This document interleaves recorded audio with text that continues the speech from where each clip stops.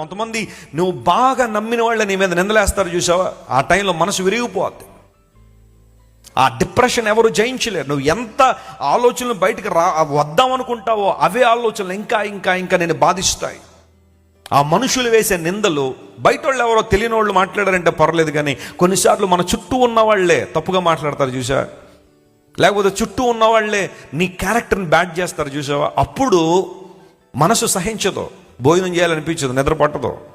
ఏ పని చేస్తున్నా ఒక మైండ్ ఒక సగభాగం దాని గురించి ఆలోచన చేస్తున్నట్టుగా, నేను ఇంత మేలు చేశానే, ఇంత ఇంత అద్భుతంగా వారిని ప్రేమించానే, ఇంత అద్భుతంగా వారితో ఉన్నానే, నా మీద ఎందుకు ఇలా నా భావ నా బాధ మనిషిని తినేస్తా ఉంటుంది, క్యాన్సర్ తినేసినట్టుగా. Are you going through that situation today?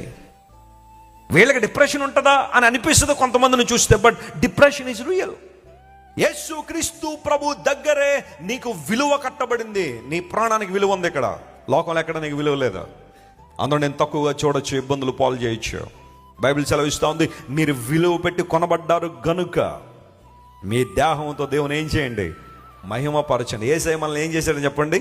విలువ పెట్టి కొనుక్కున్నాడు ఆయన కోసం మనం జీవించాలని.